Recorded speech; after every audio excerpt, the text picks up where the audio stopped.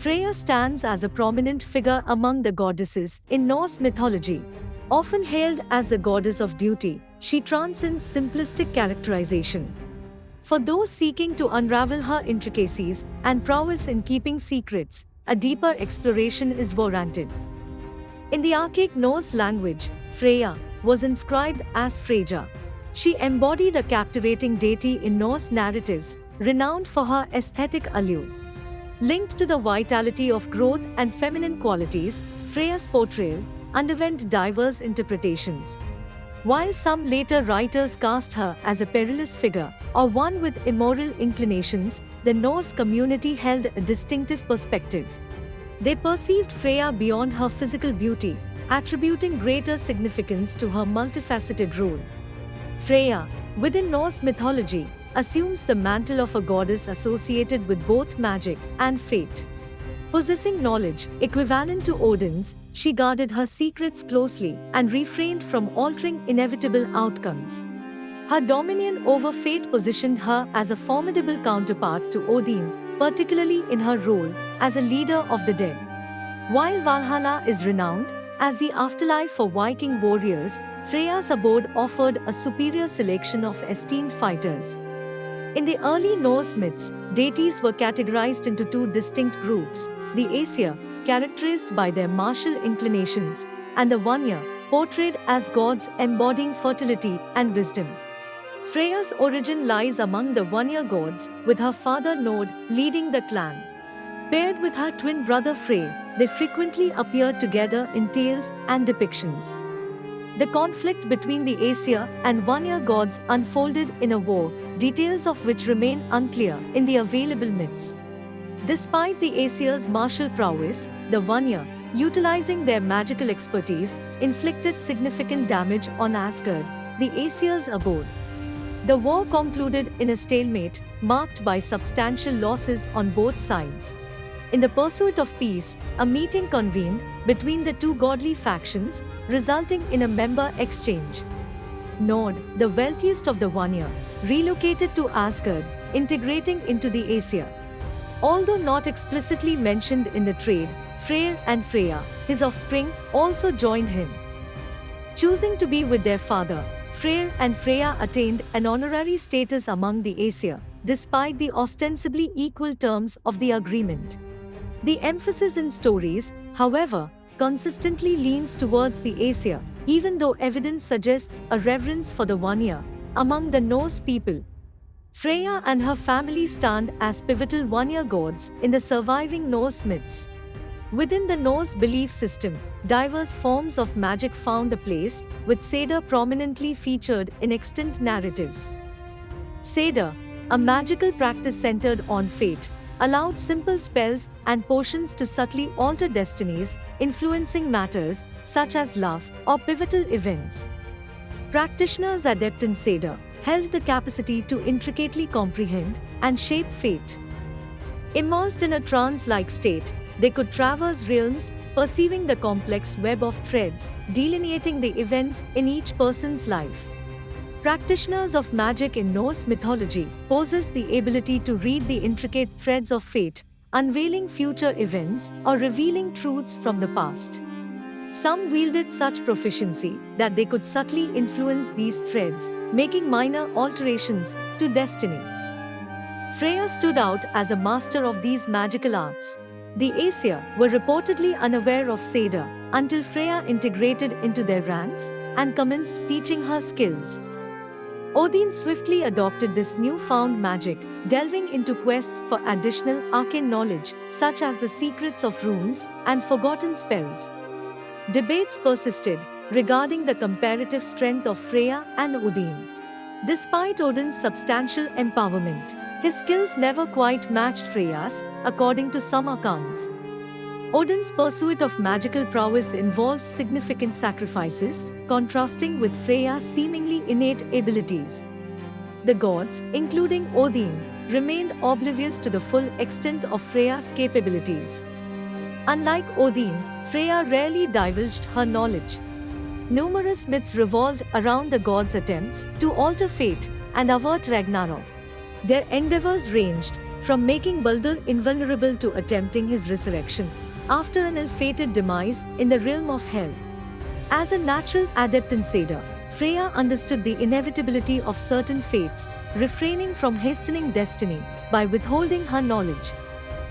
Freya's connection to fate extended beyond magical expertise. She was also intertwined with the realm of death.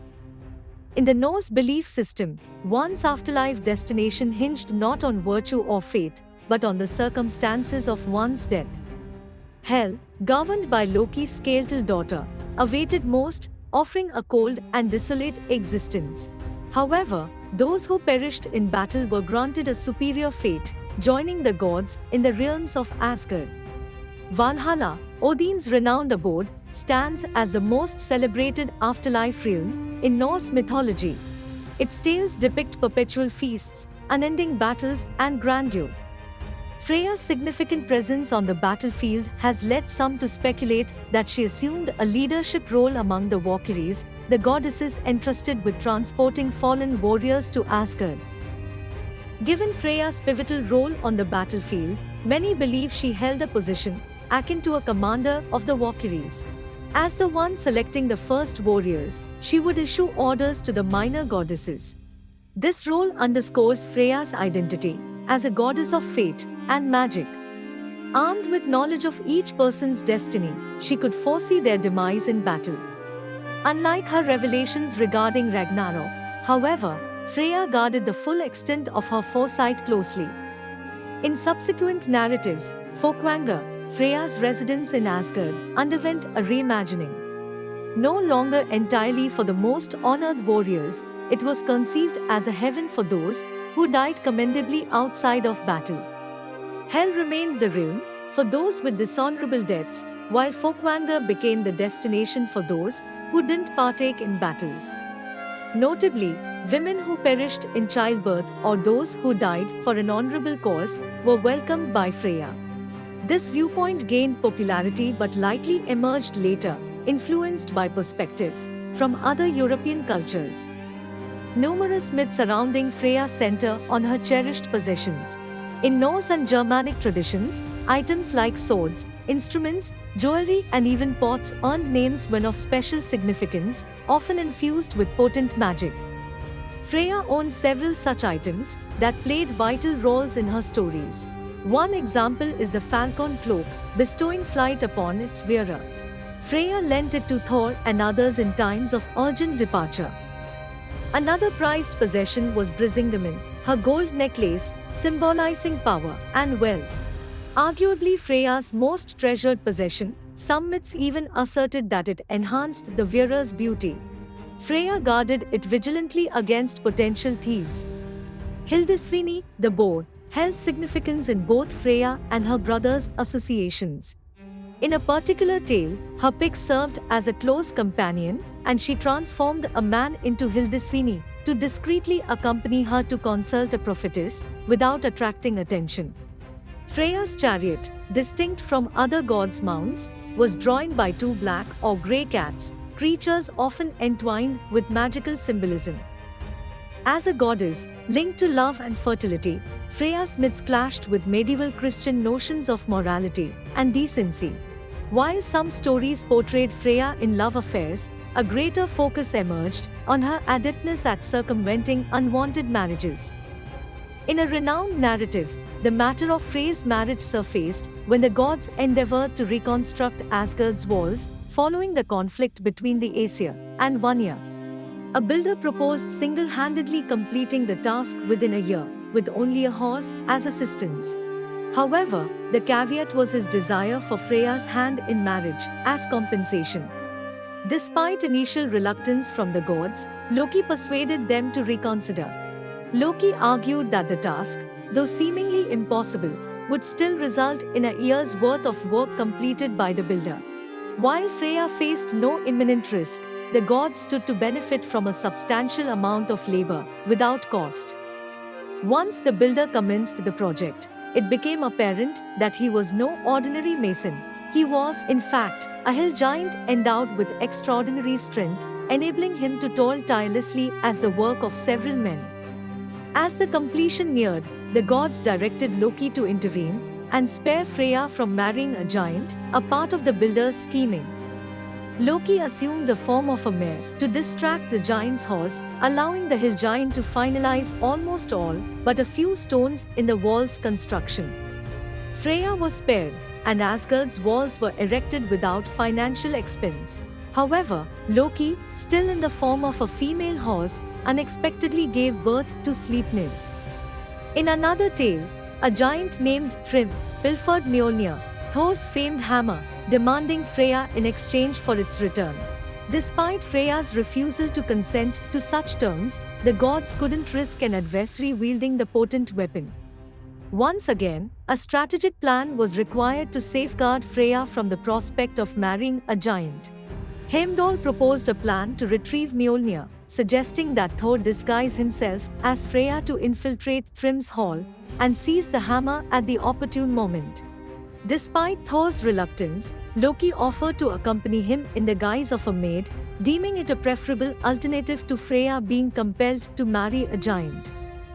Thor and Loki, disguised as women with heavy veils concealing their bearded faces, ventured to Thrym's hall. Thrym initially welcomed them, but suspicions soon arose. Doubts grew when the veiled goddess, purportedly Freya, consumed multiple entire animals and consumed 3 casks of mead at the wedding feast. Loki explained away the excessive eating by attributing it to Freya's nervousness, claiming she had abstained from eating for days and her hunger was a result of fasting. Thrym became even more skeptical when he noticed Thor's penetrating gaze.